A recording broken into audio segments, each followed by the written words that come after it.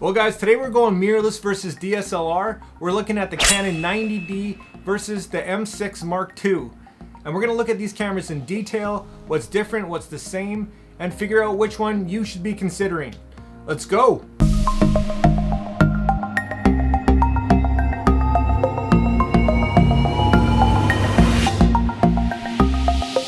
Alright, well let's just dive right into it. Let's compare these two cameras, and if you haven't already guys, make sure you hit that like and subscribe button.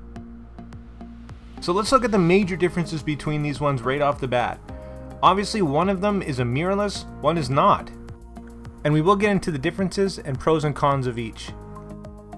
Unfortunately, neither of these cameras have in-body image stabilization or IBIS, which is beginning to become a little bit of a sensitive topic when it comes to Canon. They need to start to put it in some of their cameras.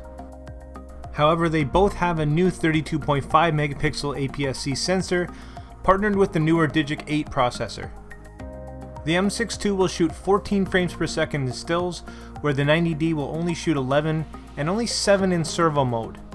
This was a little bit disappointing to hear, and with the announcement of the 7D line being cancelled, some people thought the 90D would be somewhat of a replacement, but in this case definitely not.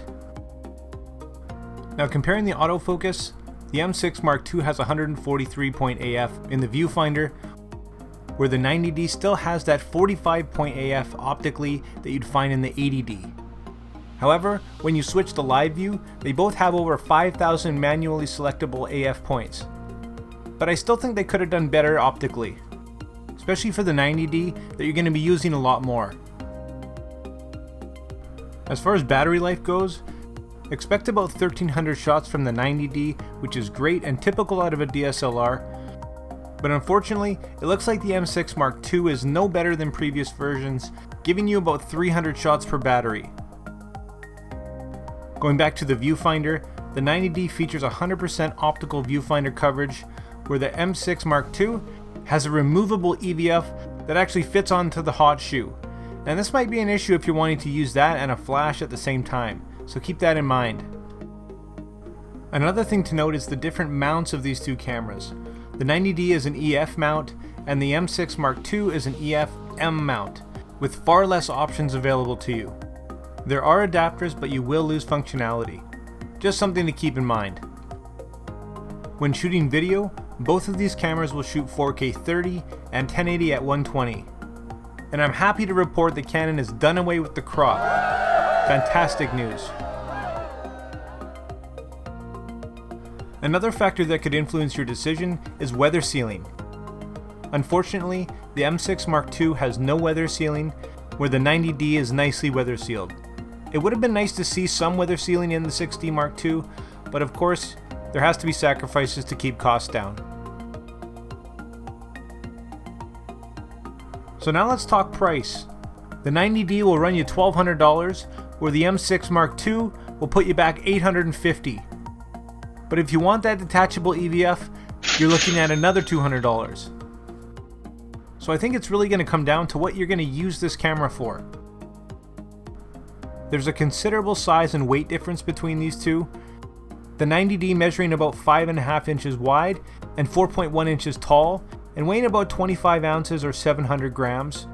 And the M6 Mark II measuring 4.7 inches wide, 2 3/4 inches tall, and weighing roughly half of the 90D at 361 grams. So because of its size, the M6 Mark II is going to be a great versatile vlogging and traveling camera, while the 90D is a bit bigger, made to be more rugged and hardy. So when choosing one of these cameras, you're going to have to really think about what you're going to use it for the most and make a decision based off that. Either one of these cameras are going to be great performers for the most part, and sure there's other brands, but if you're really stuck on Canon or if you've got glass invested, I really think either of these cameras, depending on your needs, are going to serve you well. So let's look at some pros and cons now and really summarize this whole video to hopefully give you a better idea what you're looking for. Now this is just my personal list of pros and cons, and most of the things we touched on. However, there are a few, including the dual card slots, which I would love to see in pretty much every camera. And I am having a bit of a hard time with the pricing of these two cameras, specifically the M6 Mark II, just because of what's available. For example, the Sony a6400 and whatnot. It's a very competitive market, and without that EVF, it's a bit silly.